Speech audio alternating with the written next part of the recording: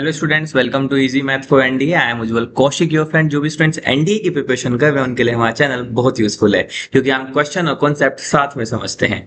तो चलिए आज के क्वेश्चन पे ध्यान देते हैं। आज का क्वेश्चन हमें गिवन है, the top M of a tower is observed from 3 points PQR lying in a horizontal straight line which passes directly along the foot N of a tower.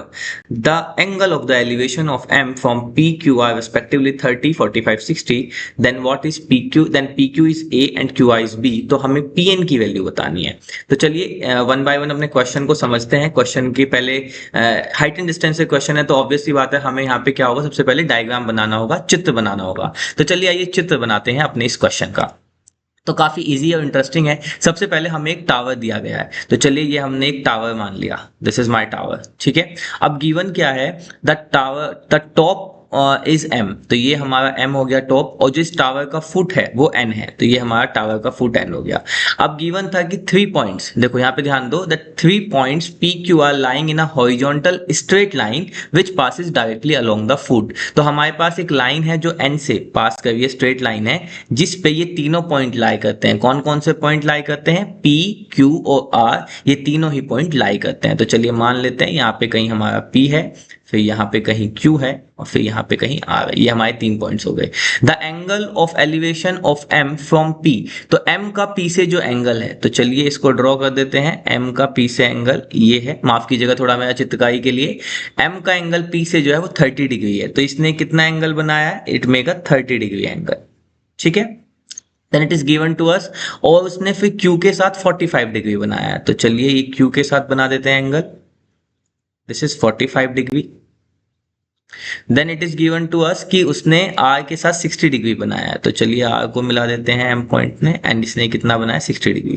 देखो ऑब्वियसली जैसे जैसे एन के close जाएगा angle बढ़ जाएगी, exactly N पे तो ये 90 डिग्री हो जाएगा, क्योंकि पोल है हमारा जो है ऑब्जेक्ट टावर है वो स्ट्रेट खड़ा होगा। ठीक है, तो ये तीनों एंगल हमें दे दिया। अब गिवन है P Q is equal to A. अच्छा, तो जो P से Q तक की लेंथ है उसको हमें A गिवन है।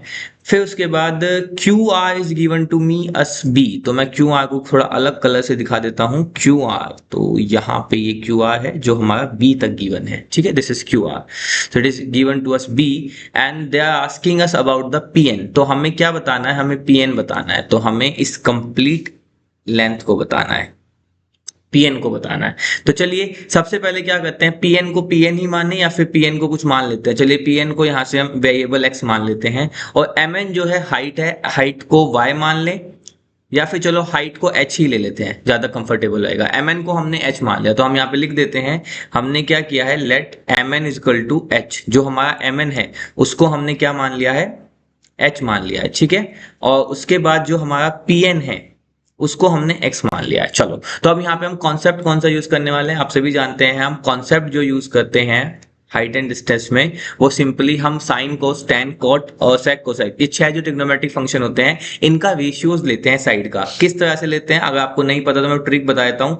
पंडित बद्री प्रसाद हर हर बोले, ठीक है, ये ट्रिक है जो मैं आपको बता रहा हूँ, दैट इज पंडित बद्री प्रसाद हर हर बोले। बहुत कॉमन ट्रिक है, इट्स नॉट समथिंग यूनिक, मैं आपको कुछ बता रहा हूँ। ठीक है, जहां पे जो हमारा पी बाई एच है ये किसके लिए होता है? साइन के लिए, बी बाई एच कोस के लिए, और पी बाई बी ये होता है हमारा टेन के लिए। और हम मोस्टली टेन से ही सोल्व करते हैं जब अपने हाइट एंड डिस्टेंस को लेके चलते हैं। तो टेन थीटा क्या होगा? टेन थीटा होता है, tan theta is P by B, it mean perpendicular by base. यहाँ पे पी क्या है? परपेंडिकुलर, और बी क्या है? बेस, एच क्या है? हाइपोटेनस। ठीक है, तो हम यही यूज करेंगे, tan theta is equal to P by B. तो सबसे पहले हम जिस ट्राइंगल में काम करेंगे, हम सबसे पहले काम करते हैं ट्राइंगल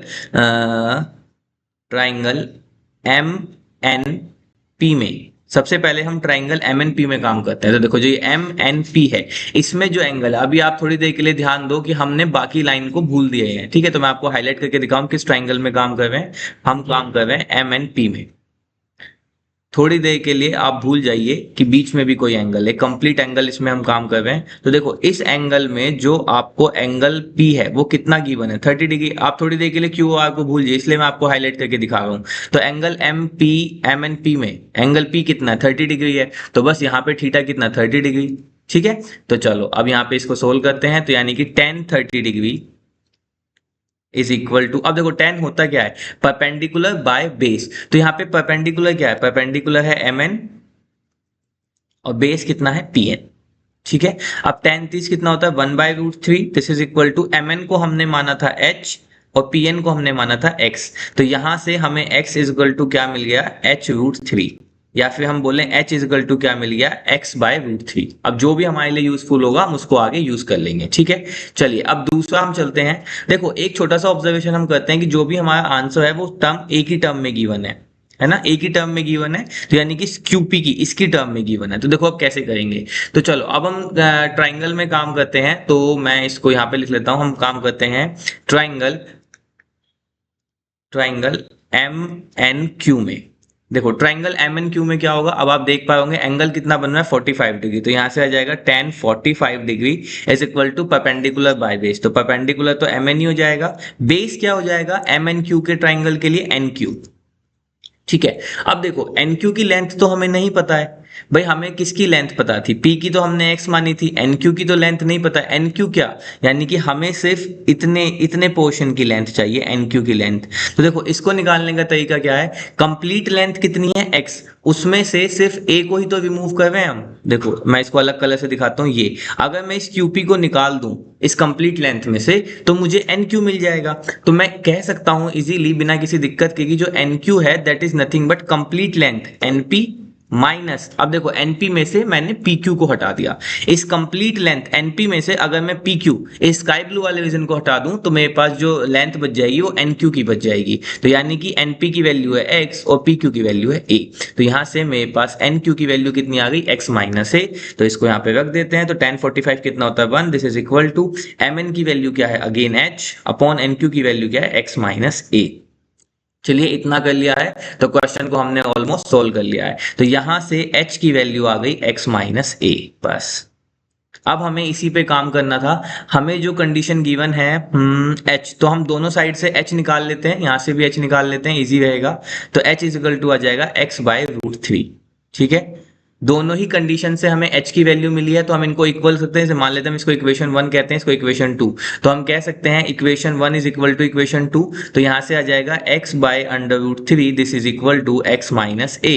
चलिए तो अब a को इधर ले आते हैं, this is equal to x minus x/√3। LCM ले लेते हैं तो a is equal to √3x minus x upon √3। This is equal to x को कॉमन ले लिया हमने तो √3 माइनस का 1 अपॉन, और ये आ गया यहाँ पे √3। ठीक है, तो ये आ गया हमारे पास √3 माइनस 1 अपॉन दिस। तो a is equal to x upon √3। अब देखो इस √3 माइनस 1 को कैसे सोल्व करेंगे हम, √3 माइनस 1 को, अच्छा हमें क्या फाइंड करना था, हमें फाइंड करना था Pn, और Pn हमने माना था x। तो हमें किसकी वैल्यू फाइंड करनी है, x की वैल्यू। तो x की टर्म को इधर रखते हैं, बाकी सबको उधर ले जाते हैं। तो यानी कि ये हो जाएगा a into √3 upon √3 minus 1 this is equal to x। ये है जो मुझे x फाइंड करना था, बट अभी इससे रिलेटेबल आंसर हमें नहीं मिलेगा। क्यों, क्योंकि देखो x की वैल्यू आई है √3a अपॉन √3 माइनस 1। अगर हम अपने ऑप्शंस में देखें तो डिनोमिनेटर में कहीं भी स्क्वायर रूट की टर्म नहीं है, इरेशनल टर्म नहीं है। तो हम ऐसे में क्या करते हैं, अपनी टर्म को रैशनलाइज कर लेते हैं। रैशनलाइज कैसे करते हैं, अगर मैं √3 + 1 और √3 + 1 से मल्टीप्लाई और डिवाइड कर देता हूं तो न्यूमरेटर में क्या बन जाएगा a √3 और √3 + 1